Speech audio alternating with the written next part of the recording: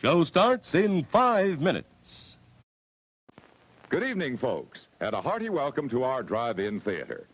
We have a wonderful evening's entertainment lined up for you, one that will provide several hours of pleasurable relaxation and diversion for you and your family. Did you fail to dress up for tonight's show? No tie, an old shirt and slacks, a house dress? Well, don't give it a thought. We're glad you came as you are. We just want you to enjoy yourselves. Here's a new taste treat. The corn dog. Plump, juicy wieners are dipped in a thick, golden Southern-style corn batter that seals in all their freshness and flavor. If you like hot dogs, you'll love corn dogs. Everybody does. Try a corn dog with your favorite beverage. At the refreshment corner now. Corn dogs. It's 4 minutes till showtime. Yum, yum. It's time for a tasty and refreshing snack.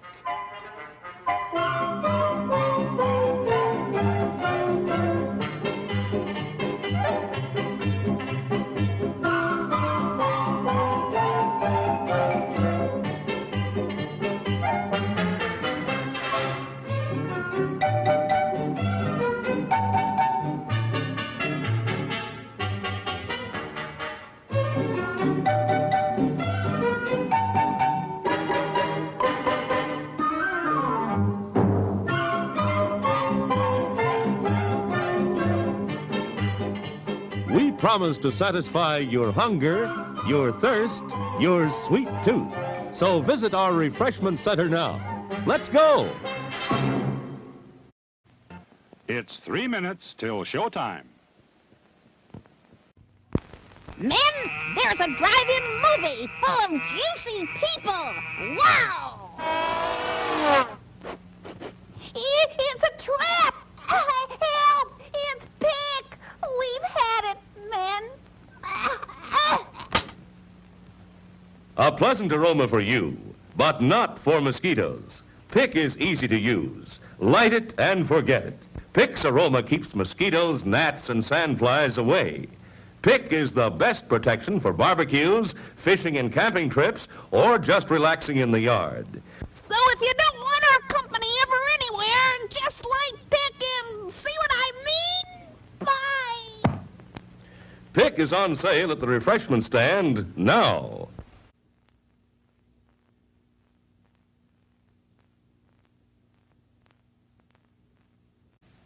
Show starts in 2 minutes. Today we're interviewing a stomach. Hello there.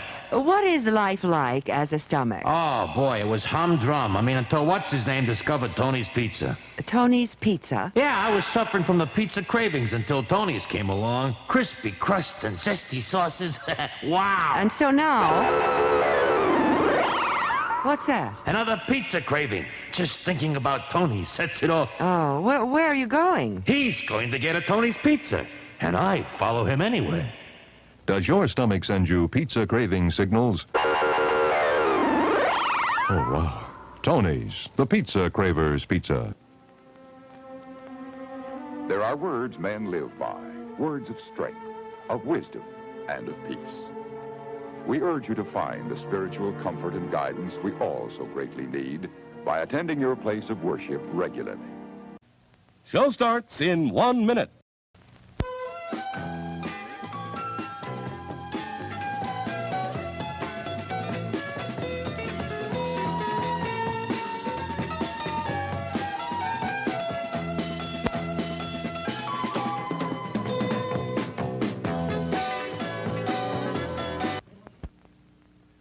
Yum, yum.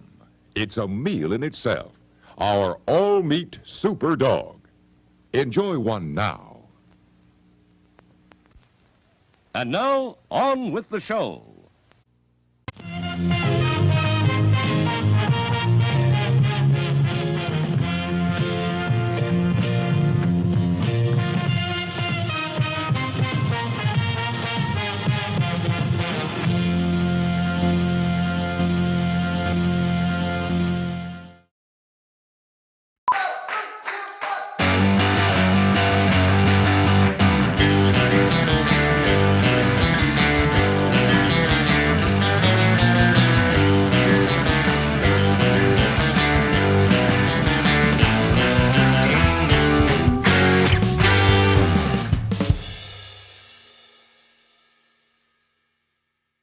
Well, hello there, and welcome back to the movie quiz. I'm your host, Chris Van Nelson, and in just a few minutes, you and I will be embarking together on a trivia odyssey through 50 points of puzzles, trivia, all kinds of stuff. Tonight is the beginning of part 2 of our. What is this still here? There we go. Tonight is the beginning of part 2 of this new season, season 12, Return to the Multiplex of Madness. Season 12 part 1 wrapped up. Our first 3 episodes ended in a tie between Solo and Oslo, which is always fun to say. So they both finished with, I think it was 72 points for the, is that right? 72 something, whatever. That sounds low, but whatever it was, they got the same amount, so they're both going to get Yaddle cards for that finale, which is going to be probably not till like September, because it's the summer. But tonight starts a brand new batch of questions. Everyone's scores reset. You get a brand new double down for this set of 3. It'll be 3 consecutive weeks, tonight, next week, and the week after.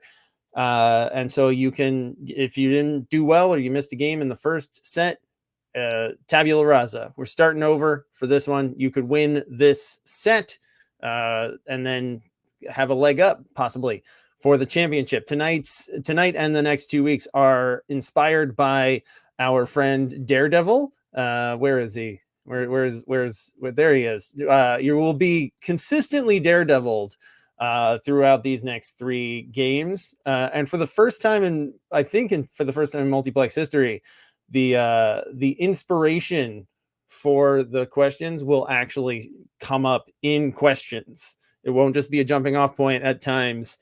There will also be Daredevil questions that will come up. All right, so let's do it. Let's jump in to tonight's game. Let's put it into in-game mode here.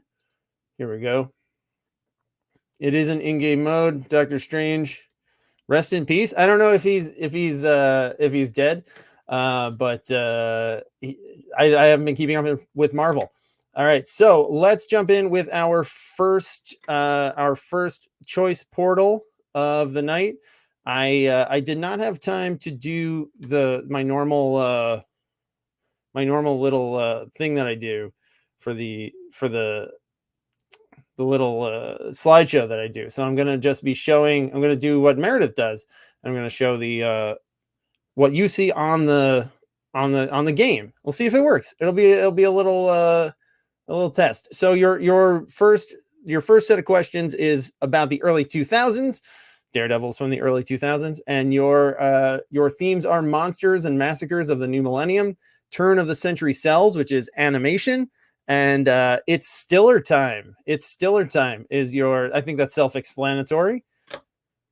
Monsters, massacres of the new millennium, turn of the century cells, and it's Stiller time. All right, let's see. Let's see what's going to win. It looks like our winner by a margin of 2.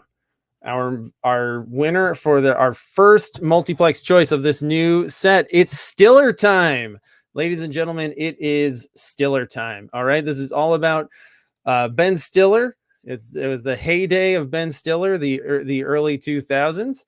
All right, so here we go. Let's jump in with your first question here.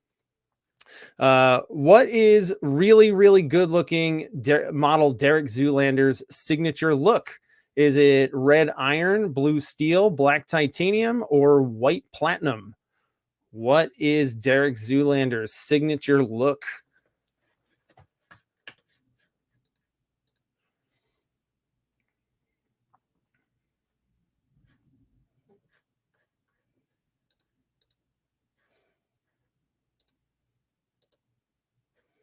How's everybody doing? How's everybody been last week? We didn't do a show last week, so I hope you've been well.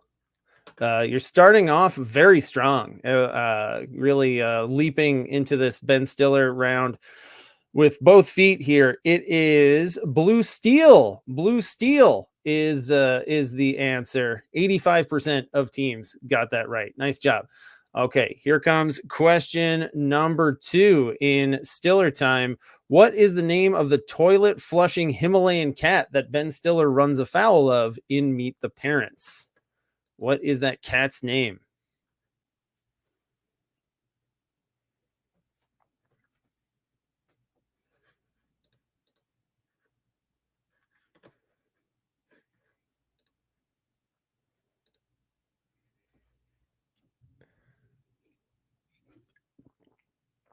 So yeah, I got this batch of questions done by the skin of my teeth. So I didn't have time to do all the slideshow is a surprisingly it's a surprisingly time consuming thing. It's a pain in the ass. I like how it looks, but I don't like how I have to actually do the work.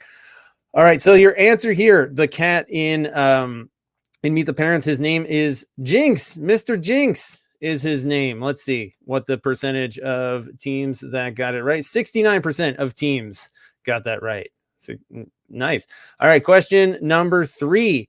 What late actor played Ruben Pfeffer, which is Stiller's friend Sandy Lyle, a former child actor coasting on his 80s film Crocodile Tears in 2003's Along Came Polly? So what actor played Sandy Lyle in Along Came Polly? Oh, Along Came Polly. Yeah.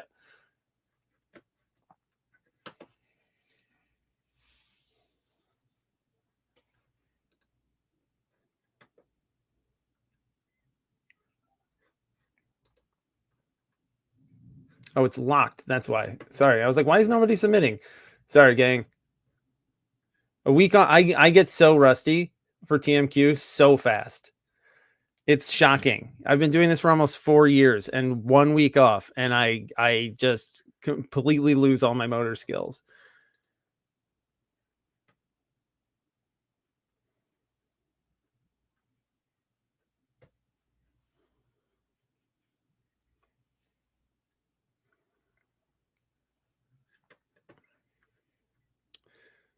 So yeah, the lowest vote getter for this round was the horror category.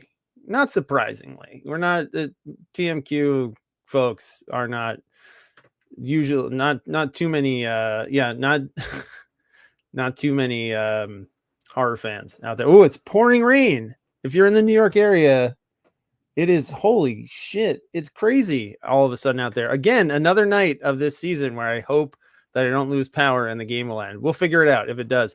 Your answer here is Philip Seymour Hoffman. Philip Seymour Hoffman played that character in Along Came Polly. Okay, and here comes question number 4. During the quickly escalating cameo-filled brawl in 2004's Anchorman, which news division is Stiller's character representing? Spanish language news, national network news, public television news, or cable TV news?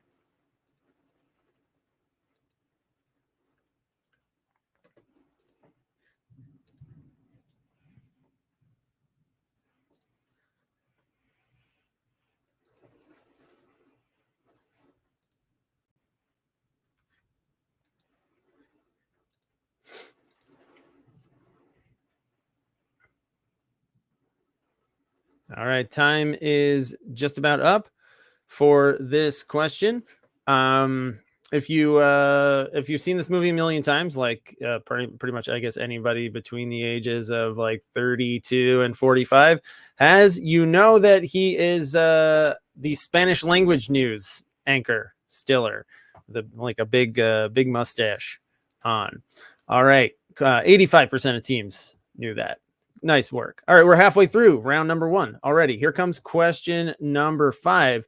Though he's known for casting the same stable of actors from movie to movie, what 2001 film marks the only time Wes Anderson has worked with Ben Stiller?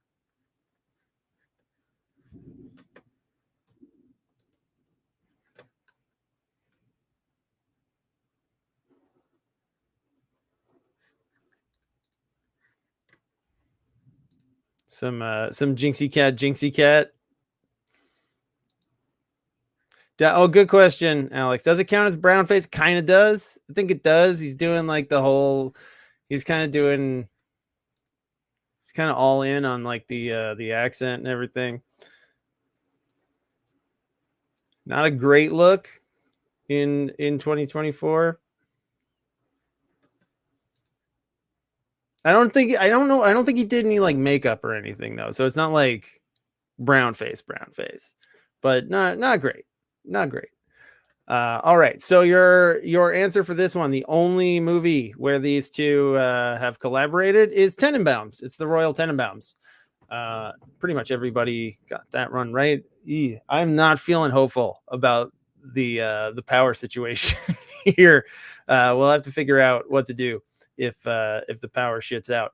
All right, here comes question number 6. It's a 50-50, a rare 50-50 here on TMQ. Which character did Stiller play in the Starsky and Hutch adaptation? Starsky or Hutch? Which one was he? I don't do true or false usually. I don't do coin flip style questions, but hey.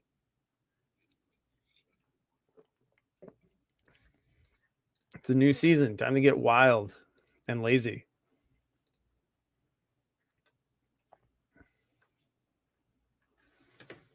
I'm looking at the chat. I'm hopeful.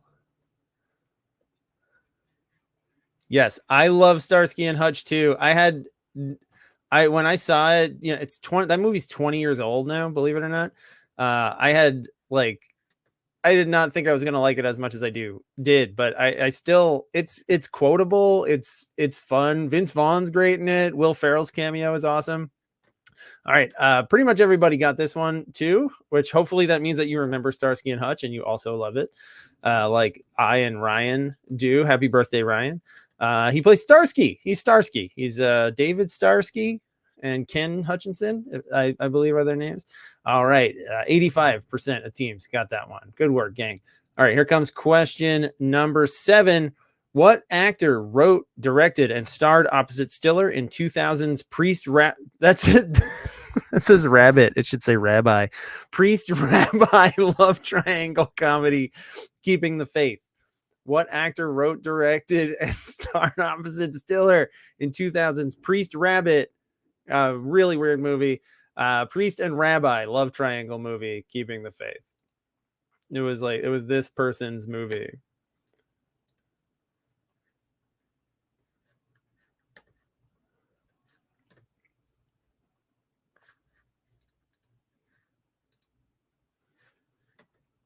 I don't know if that was autocorrect or just my fingers, just my stupid brain.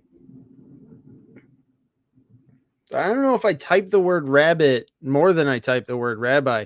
There's not really much occasion for me to type either in everyday life. All right, so this one was a little tougher, but still a healthy amount of teams got it. You remembered that it was Ed Norton's movie. He wrote it, directed it, and he was the priest, and Ben Stiller was the rabbit. All right, so here comes your last question of this round. Which actor and living meme casts the deciding vote, allowing Average Joes to compete against Stiller's Purple Cobras in the final match in Dodgeball, A True Underdog Story? What actor and living meme casts the deciding vote, allowing Average Joes to compete?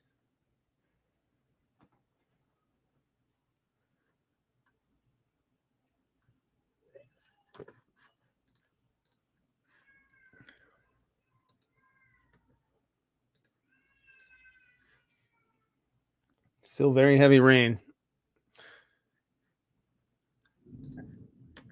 and thunder.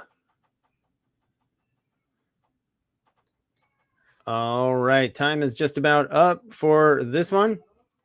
And your answer here, the actor who shows up, is like two random people, and then it's Chuck Norris. Chuck Norris is the one who, I love Dodgeball as well. I think I feel like I watch so many like video essays about how there's not really any such thing as a mid-budget studio comedy anymore. But man, they used to be that. Yes, and yes. Let me highlight this comment. This guy, I know Stiller's like sneak. He was kind of like annoying.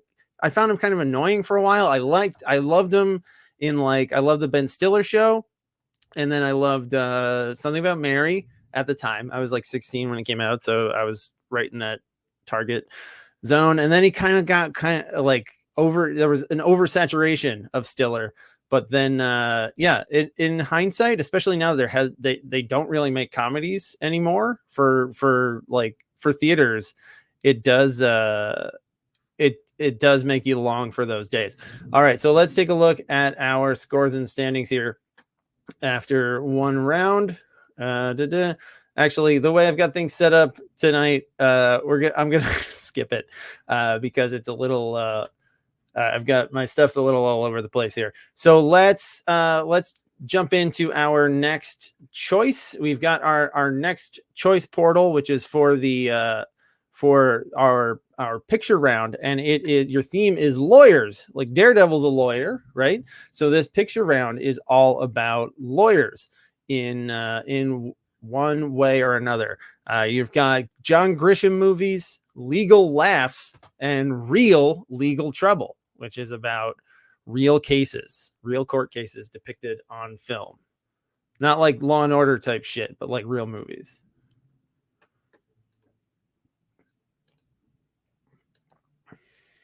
You know, I sense a pattern developing here, friends, based on the vote count so far. I'm peeking at the vote. Usually when I do this, I like to be surprised, but I'm peeking. We got a landslide. We got a landslide in the works here.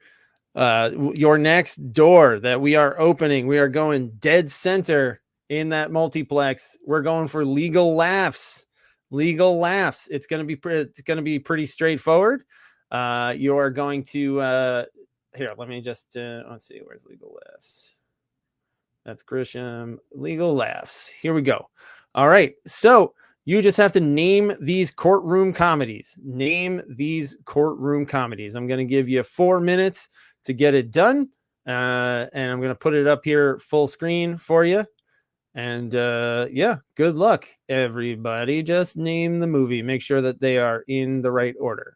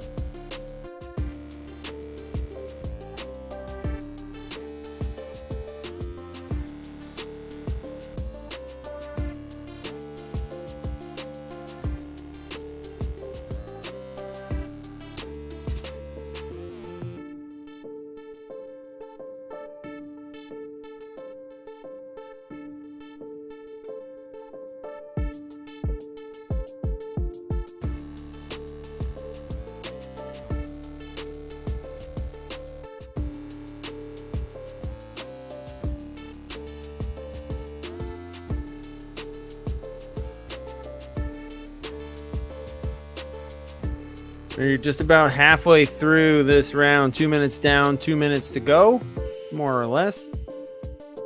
Don't forget, you can change your answers before the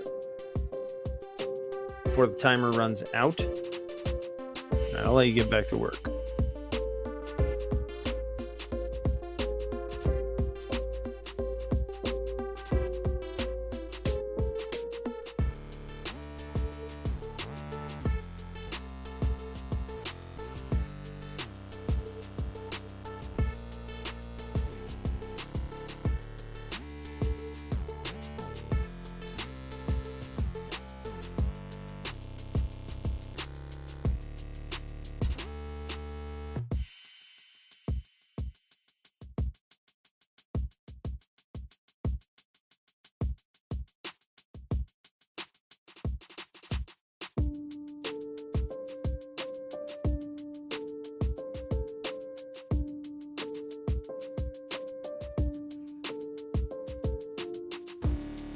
All right. You've got a little under a minute left.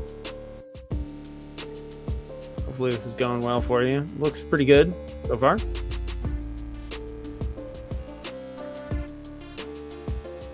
Let's try this one. Oh, tiny there.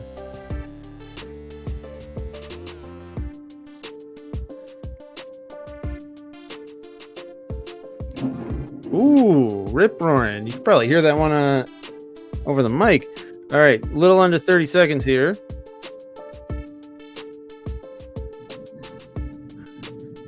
All right. I'm going to start that 15-second timer.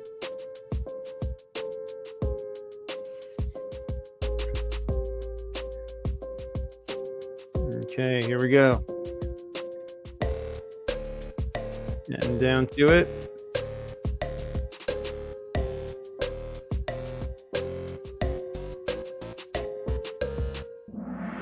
All right, time is just about up for this one. So let's take a look at your courtroom comedies here that you had to name. I'm going to read off the answers and then reveal how you did. Oh, the song is looping. I don't want it to loop. Thank you. All right. So your first one there with Clooney and Catherine Zeta-Jones, that is Intolerable Cruelty. Number 2, everybody who submitted got this one right. That is My Cousin Vinny. Number 3, everyone who submitted got this one. It's Liar Liar. Number 4, 3 teams got this right. That is a movie called Trial and Error. Trial and Error with Michael Richards, which I think that earns me this, right? Having Michael Richards. And is that still, or is that out of the statute of limitations? All right. Number 5, that is the courtroom scene from Miracle on 34th Street. Number 6, that is Ted, specifically Ted 2, but Ted or Ted 2, that is fine. Number 7, only a handful of teams got this one. That is Pauly Shore in Jury Duty, theoretically a comedy. And of course, the last one is Legally Blonde. Legally Blonde is your last movie there. So let's see how teams did. We had half for Intolerable Cruelty, almost everybody for My Cousin Vinny and Liar Liar and Ted 2 and Legally Blonde. All right, so that brings us to our next round and our next choice. It's our short round. Your short round theme is, oh, hang on, you're getting the what's going on? There we go. So your short round theme here is characters with 4 senses. Characters with 4 senses. Daredevil, he is blind, but he has his other senses are acute because of that. So you've got characters with 4 senses, and your themes are Star Trek's are blind, the diminishing sound of music, and silent but deadly. About villains who don't speak. So choose your. I have a feeling I know which one people aren't going to choose based on previous experience. Oh, I thought we might have a tie there for a second. All right. Your winner by a pretty wide margin, getting twice as many votes as the next vote getter is Silent But Deadly. Silent But Deadly is your winner here. All right, so let's head to it and open it up and check it out. All right, so for this one, I think it's pretty easy actually. But so for this one, look into their eyes and identify these villains who never speak. All right, you got 4 villains who never talk. Don't name their movies, name their characters. All right, so I'll give you, what do I give you for this one? 90 seconds? 90 seconds. Sounds fair. That's what I usually do for this, right? 90 seconds. All right. Let's do it. You're going to get a couple extra seconds because it took me a second to start the timer.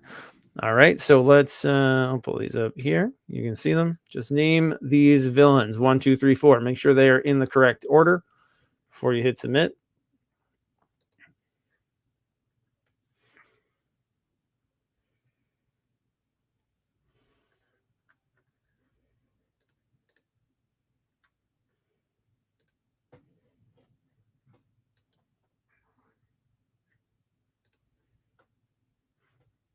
All right, you got about a minute. All right, I'll hang out here. You can hang out here with these villains.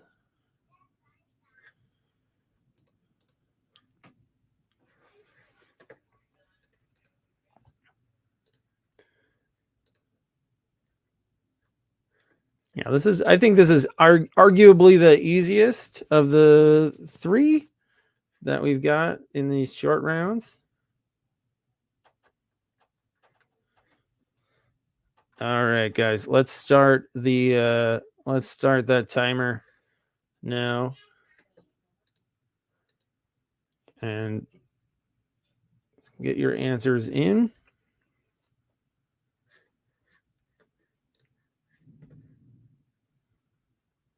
All right, gang, time is just about up for these villains, these silent but deadly villains.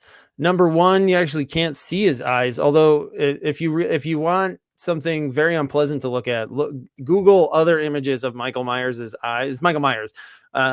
Google his eyes. There's shitty Halloween movies where like his eyes are very visible and it's not scary at all. He just looks goofy as shit. It's kind of awesome, actually. Number 2, that is Odd Job from Goldfinger. That's Odd Job. He never says a word, but he slices you with his razor hat. Number 3, that's Jason. You can see his hockey mask there. That's Jason. And the last one, I think, let me look through this. Only 2 teams got his name. Someone knew it was that, quote, that little freak from Sin City. It's Elijah Wood. And his name is Kevin. Kevin is the name of that little freak from Sin City. So, 77% for Michael, 92% for Jason, only 15% for Kevin. All right, so let's move on here to our next round, which is our puzzle round. We've got, oh no, I keep forgetting. I always forget the halftime. It's halftime double time. So you got to choose here. You get a new set for these for part 2 for these 3 games. You only get to use it once, but do you want to use it tonight? Let me know. Click no, click yes. I don't know why I made no the first answer. That's something Freudian about that or there's something subconscious that I must be in a negative mood that I put no, or maybe I forgot to program it so that it didn't randomize. Let's see. Is anybody doing it? Anybody bite? 2 people are biting. 2 people biting. 2 people biting the double down, biting that disgusting chicken bread sandwich in front of you. All right. So let's there we go. Let's see. Handful of teams. A couple teams clicked on the joke button too. That's a bad. You don't want. This is a bad one. You don't want that one. It's not like the Rocky robot like I had last time. All right. So now it is time to make your choice for the puzzle round, which is all inspired, of course, by Daredevil. It's pre-MCU Marvel. So some of that's like mostly the 2000s, but some stuff that goes back even further.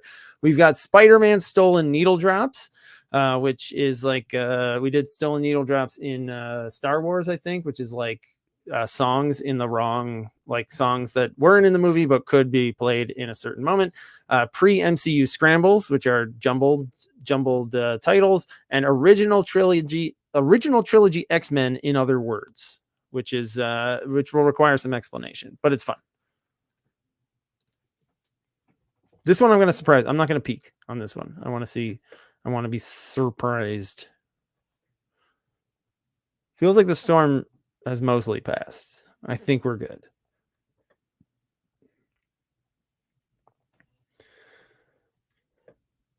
All right, cool.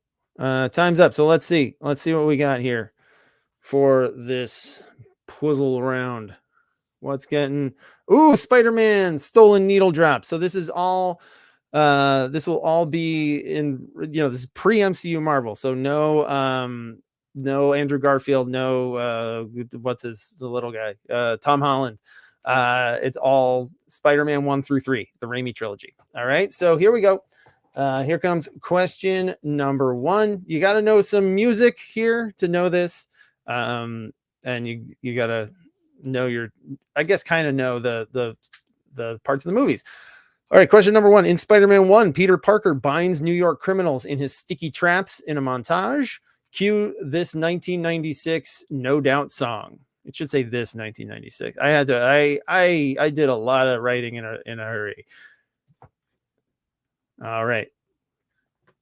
So what is that No Doubt song that could fit in that montage of Peter wrapping up criminals?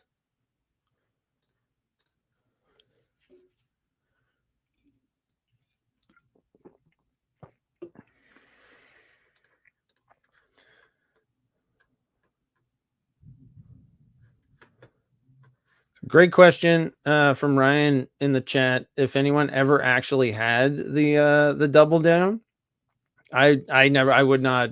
That was look repulsive to me from the jump. But I would not. All right, so this song, the song that actually, well, okay, you know what? I'll take it. I'm not gonna tell. There's with puzzles like this, there's some open-endedness.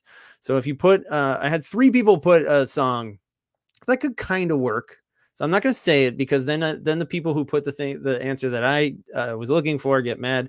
But if you put the answer, you'll get it right.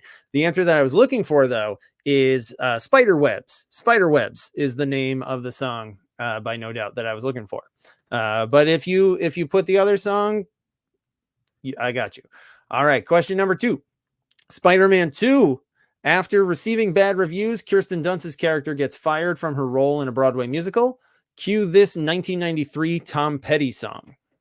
So all the moments from the movies are going to be real. There's no it's not like one of those puzzles where I'm making up a fictitious moment to fit some before and after or something like that. These are all going to be actual moments from the films.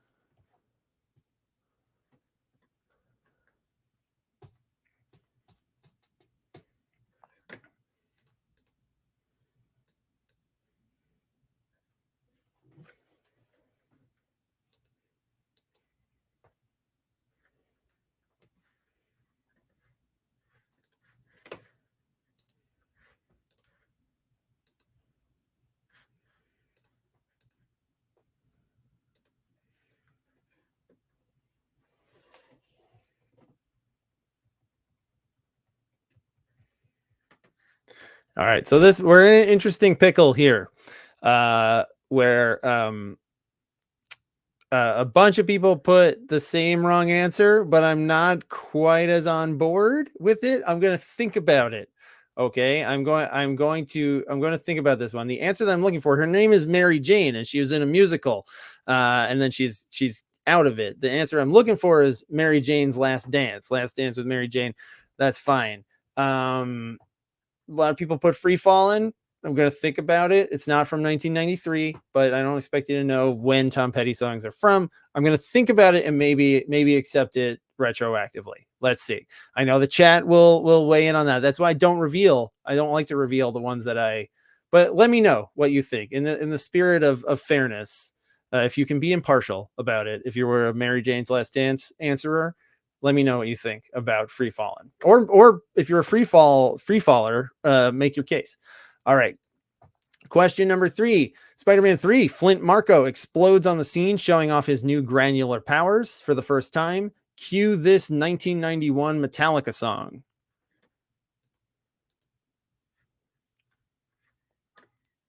This one's more cut and dry. I don't think there's another. We went 2 for 2 with questionable ones. Oh, that's a good point from Helsinki that Free Fallin' would fit the first movie when Goblin drops her. I I like that. I like that. I think that's right. All right, let's start the timer on this one. Most teams are getting this one, you get it.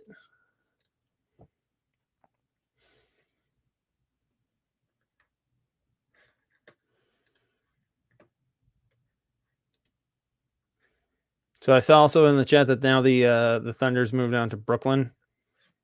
So yeah, this is moving west to east. Weather, huh?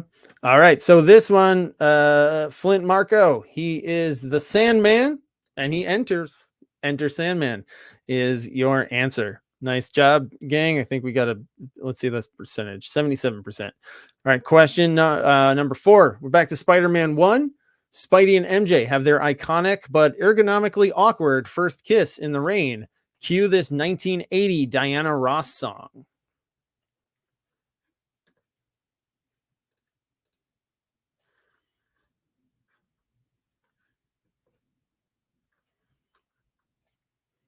Also, like with song titles, if you don't get the song title exactly right, but it's clear that you know the song that I'm talking about, that's fine.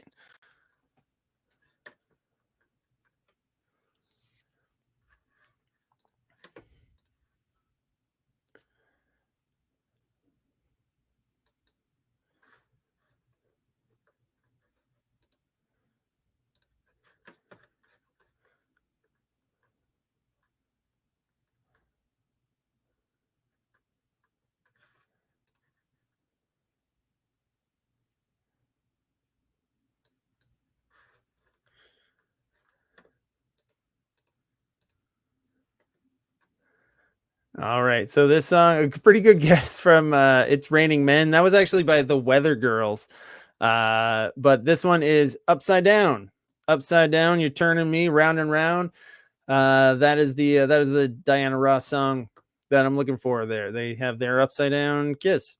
That won Tobey Maguire his MTV Best Kiss Award that was referenced in Ben Stiller's Tropic Thunder. It all comes back around. All right, we're halfway through this puzzle round. Here comes number 5. Spider-Man 2. Doc Ock hurls a car through a window at Peter and MJ.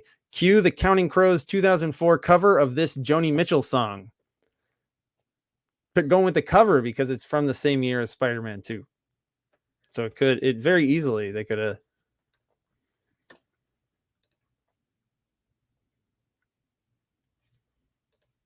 You think about this moment in Spider-Man 2, if you can picture it in your mind's eye. Think about what Doc Ock throws at them.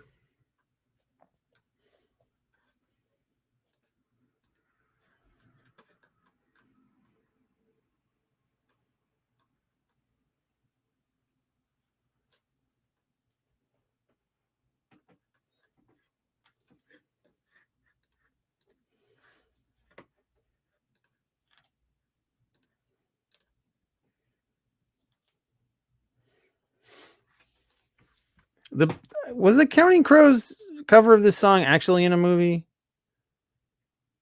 It must have been at some point, right? I know that they're from the same vintage, 04. They did their like most upbeat song that was in Shrek 2, the Accidentally in Love song. But this one, which I think was on the same album, their Hard Candy album, it's Big Yellow Taxi. That's what Doc Ock chucks at them. He chucks a big yellow taxi at them. All right, question number 6. Spider-Man 3. Peter discovers his newfound strength and stupid emo hair after an alien symbiote transforms his Spidey suit. Cue this 1980 AC/DC song. More 1980.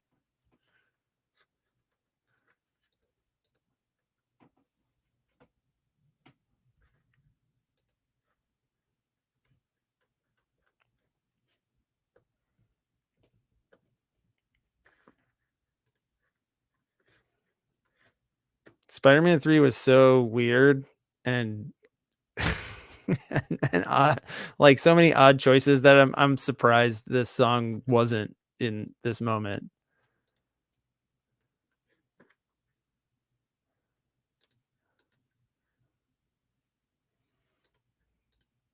Oh, there's a good someone put the someone in their answer put the right answer, and then also a follow up, which is that you could use Hell's Bells for how Peter got the suit off.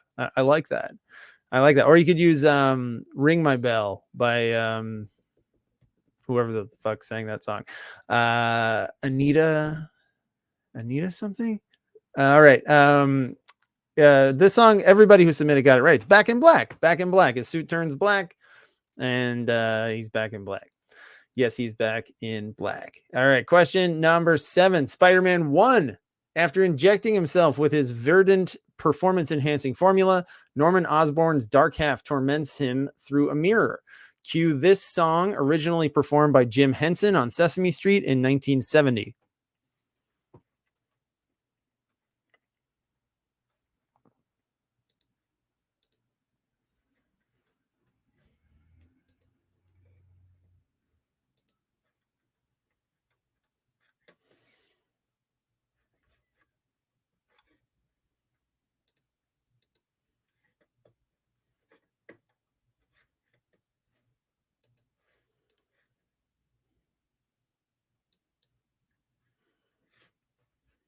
All right, that timer is running.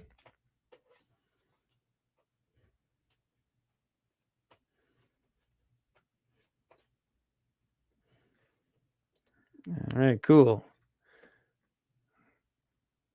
All right. Yeah.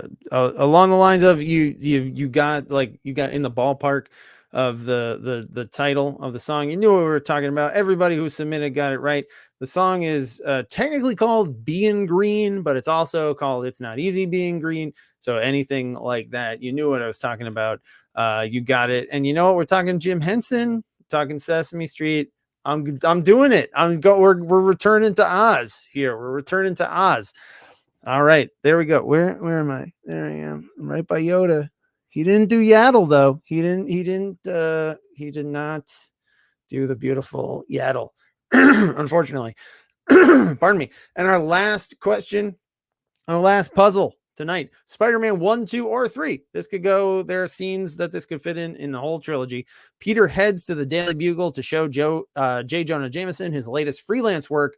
Cue this 2005 Nickelback song.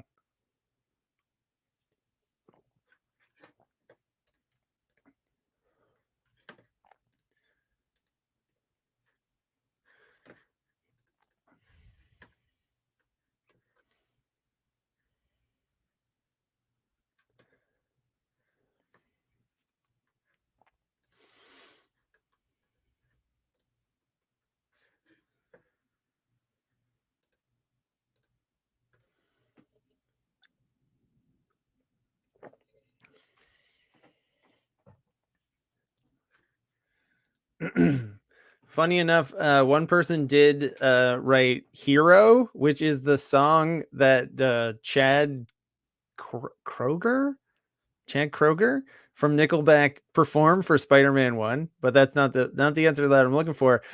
Peter would go into the Daily Bugle and say, "Hey, Jonah, look at this photograph. Look at this photograph. Photograph is the actual name of the song. Look at this photograph is fine as well." All right, so that's going to bring us to our final choice of our first game here. It's in our double points round, and it is, hang on, there we go. It is Ben and his buddies. So we're talking, this one's all about, this is an Affleck round. We got a whole Affleck round here about Ben and people that he works with repeatedly. We got Ben and Jen and Gwen and Anna. We got Ben and Matt and Kevin too. So Ben and Jen and Gwen and Anna, that's all about his lady loves that he has been on screen and off screen with. Ben and Matt, that's Matt Damon and Kevin Smith, and 8 Degrees of Ben Affleck. We're going to work our way from a Ben Affleck question out away from Affleck and back around. So make your choice. Where are we going? What game? This game will take its final form and then inform what the next games are going to look like. Pardon me. All right. I'm surprising myself on this one too. I haven't peeked. Let's see. Where are we going? I think I know. I have a suspicion. Oh no, I was wrong. Oh my god, we have a tie. That means it comes to me. I thought people would go for the girlfriends one, but that was the worst one. We got a tie. Where do we want to go first? Let's do degrees. Let's do 8 degrees of Ben Affleck, because that way we're not too much Affleck all at once. All right, so here we go. So some of these, like it's been for the last couple of games, some of these are going to be 2 truths and a lie, where there's 2 correct answers, but there's a fake answer that will wipe you out to 0. Some of them will be 2 fill in the blanks. All right, which pair of movies that were written and directed by Ben Affleck were adaptations of Dennis Lehane novels? Gone Baby Gone, The Town, Live by Night. So all of these movies were written and directed by Affleck. 2 of them are based on Dennis Lehane novels.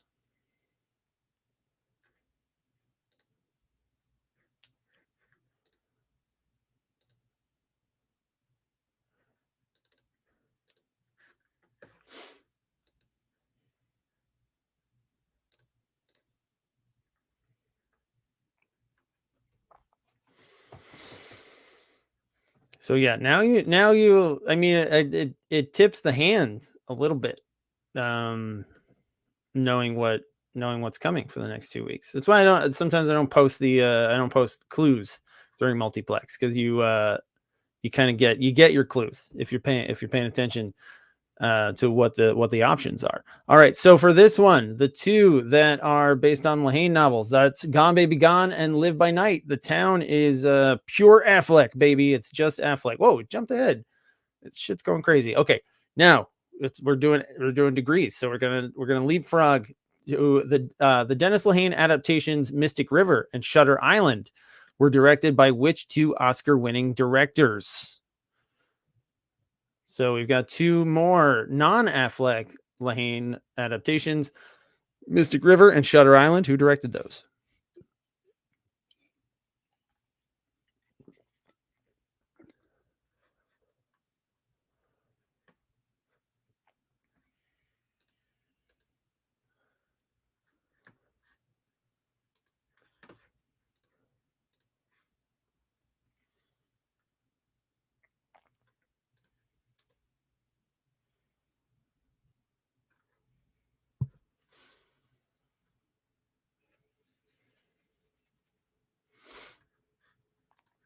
All right, time is just about up for this question. So those 2 movies, Mystic River was directed by Clint Eastwood, and Shutter Island directed by Scorsese. All right, hang on. Let me see. Why am I seeing these things now? All right, whatever. It doesn't matter. All right, question number 3. What are the only 2 remakes in Martin Scorsese's filmography? So we're jumping. We had Scorsese was the answer in the last one of the answers. In the last one. Now we got a Scorsese question. What are the only 2 movies of his that are remakes?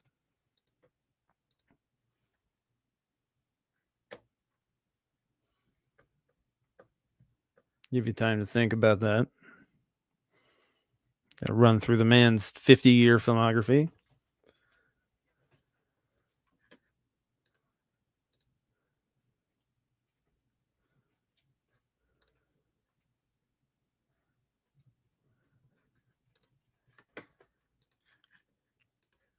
All righty.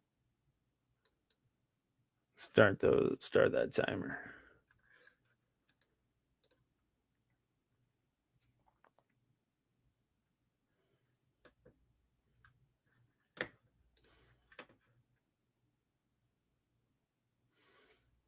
All right, time is just about up for this one.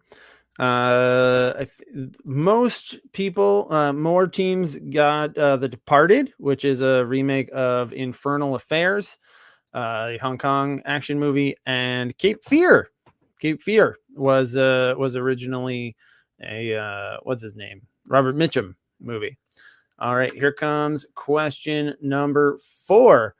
Cape Fear and The Departed star Scorsese's 2 most frequent collaborators, Robert De Niro and Leonardo DiCaprio.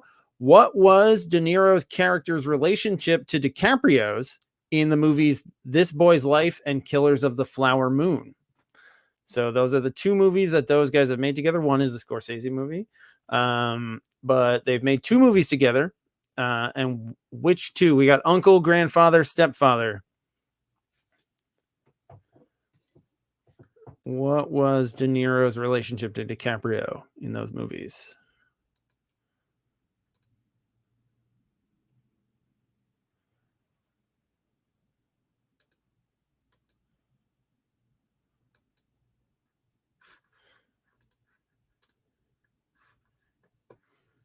Just a reminder, if you haven't played this this style of game before, there's 2 correct answers, but the incorrect one will wipe you out to 0. So if you don't want to, if you know 1 for sure, you can click that 1 and hit submit. Take your point. You don't have to gamble. You don't have to gamble if you don't want to. All right. So in Killers of the Flower Moon, he was his uncle. And in This Boy's Life, he was his stepfather. He was his shitty, abusive stepfather in that movie. All right. Question number 4. He was not a grandpa in those movies, but in what 2 films of the 2010s and 20s does De Niro play a titular grandpa? There's 2 movies that have grandpa in the title, starring De Niro. Neither are good. He's the grandpa. What are those movies?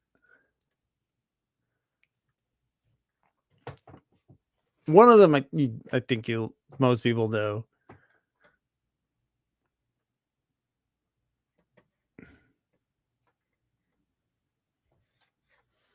So many grandpas.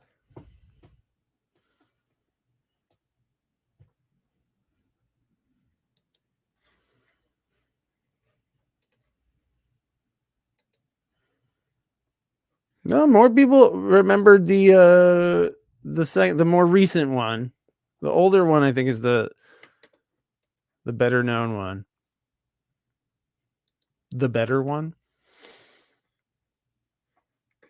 All right, so he was in Dirty Grandpa. Dirty Grandpa is that's the classic. That's the undisputable classic of the grandpa verse. But the other one, it's not Bad Grandpa. Bad Grandpa is Johnny Knoxville doing stunts dressed as an old man. The other one is The War with Grandpa. The War with Grandpa is the other grandpa movie. Let's see. 23% got War with Grandpa. All right, question number 6. Dirty Grandpa co-star Zac Efron had supporting roles in The Greatest Showman and The Disaster Artist, biographical films about which 2 very different entertainers. So who were the entertainers? One of those kind of in quotes at the heart of The Greatest Showman and The Disaster Artist, both of which are have what's his face? Zac Efron.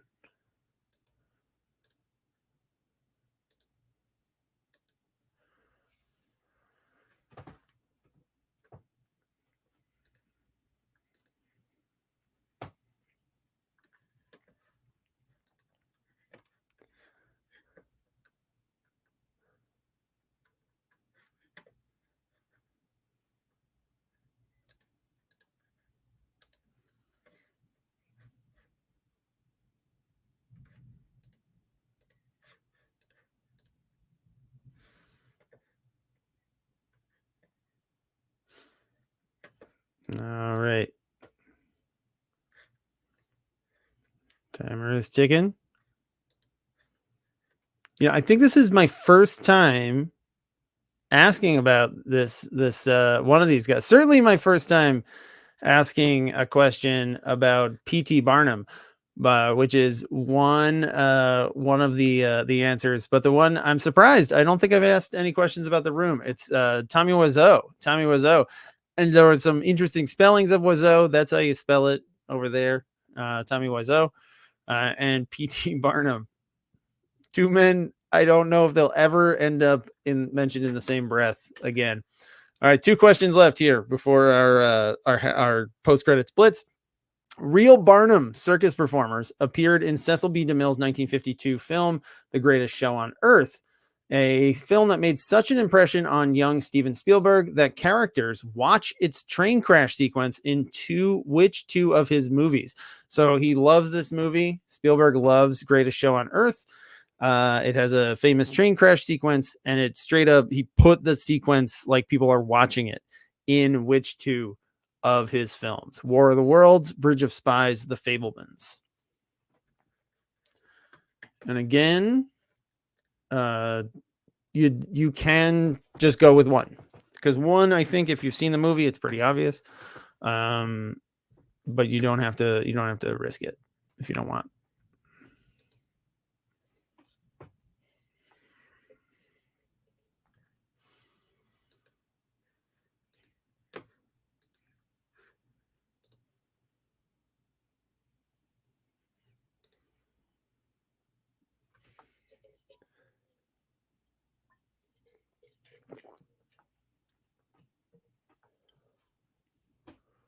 All right, time is up for this question. So piggybacking off of Barnum, there were real circus performers in The Greatest Show on Earth, which appears in The Fabelmans. It's pretty central to The Fabelmans, actually, and it's in War of the Worlds.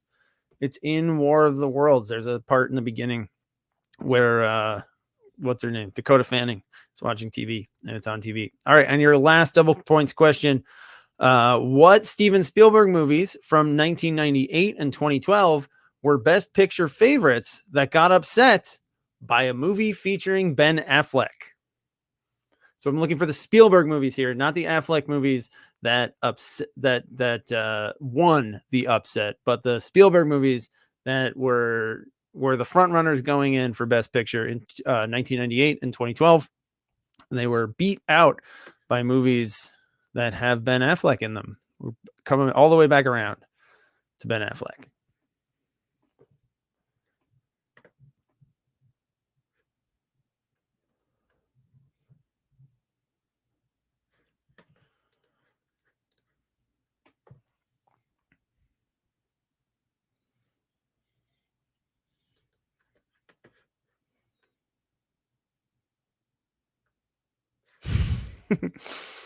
Two of your teammates wandered into the background. Were they on the bridge? Were they on the titular bridge of Spies? I mean, you could say they could just write them off as spies.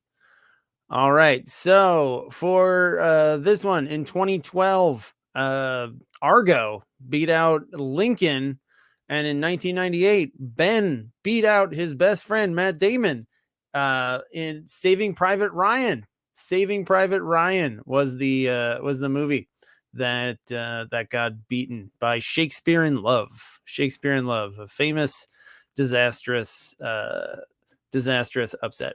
All right, so that brings us to our post-credits blitz. All right, so the way the post-credits blitz works, if you're unfamiliar, is I'm going to ask you 3 sets of questions, 3 pairs of questions.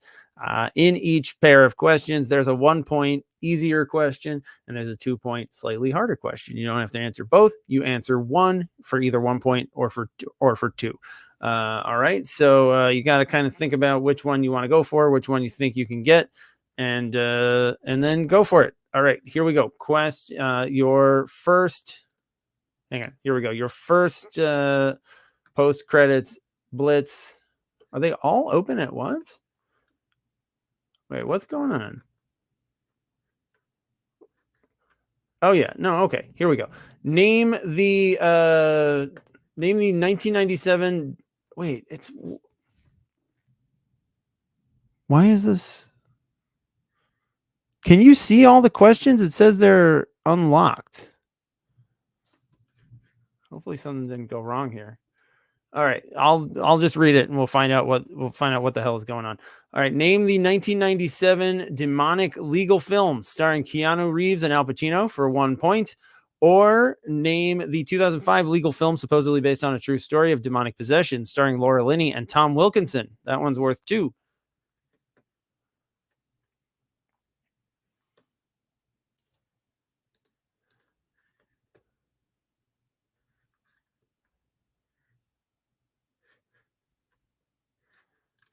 Okay, I see. I figured it out. It's fine. We're not gonna have an issue here. It's all good. All right. So only two teams, right at the buzzer. One team got the 2-pointer. We're talking about here the Devil's Advocate for 1 point and The Exorcism of Emily Rose. The Exorcism of Emily Rose. That was the supposedly true story, but it's like full of shit. All right, question or pair of questions. Number 2, name the actor who played Hulk alter ego Bruce Banner in Ang Lee's 2003 movie for 1 point. We're talking about pre-MCU Marvel stuff. Or name the actor who played Hulk alter ego David Banner in the 1970s TV show, as well as multiple TV movies. That one's worth 2. Thunder's back. Wow, oh, tons, way more teams going for the 2-pointer. They knew the 2-pointer. I thought it was harder. I will say, looking for not who played the Hulk in the 70s, but who played Banner in the 70s.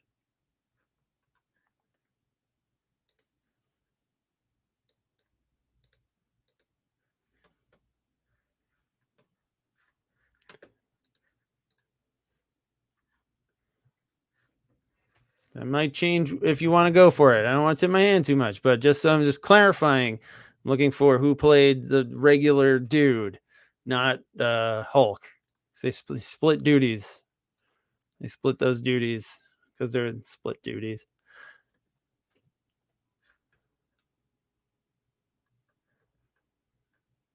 All right. Yes, I have no idea why they changed his name to David Banner from Bruce, but the man who played David Banner, so Bruce Banner in Ang Lee's Hulk was Eric Bana Banner, and then you had David Banner played by Bill Bixby. A bunch of people knew that one. Yeah, not Lou Ferrigno. Lou Ferrigno was the Hulk. Bill Bixby was Banner.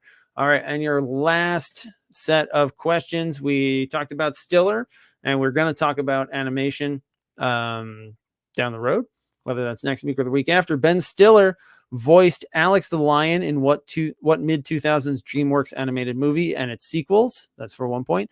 Or you can answer, Ben Affleck was the titular voice in Joseph, King of Dreams, a 2000 direct-to-video prequel to what DreamWorks animated movie? That one is worth 2.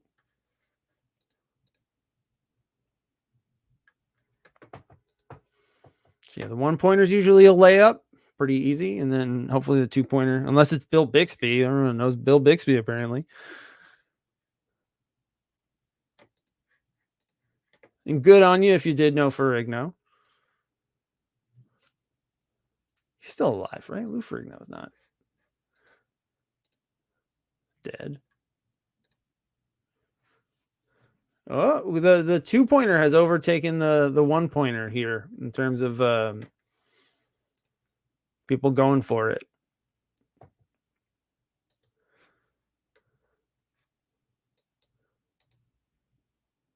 Oh, someone in their answer saying that Bixby was an answer on Jeopardy today. That's wild. All right.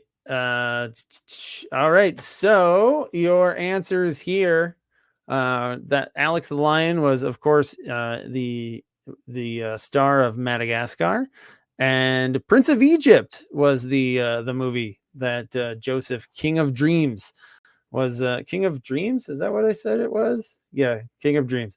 That was the movie.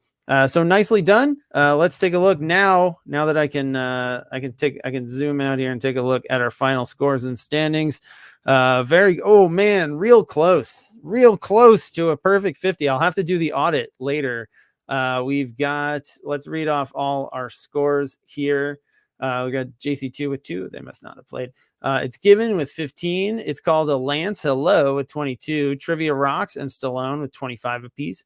Chris the Curator with 30. Oslo with 36.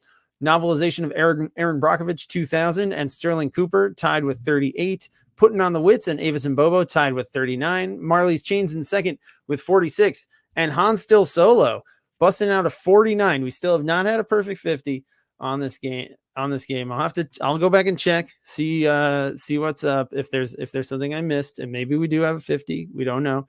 Unless you can dispel that, you could dispel that now, solo in the chat if there's one that you got wrong.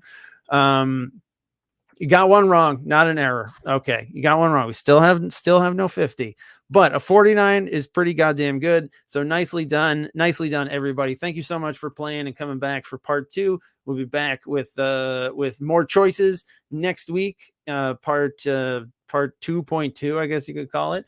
More Daredevil stuff. So have a great one. I'll see you back here next Wednesday night at 9 after Meredith's show. And we'll play some more trivia. Thanks for hanging out, gang. McClunky.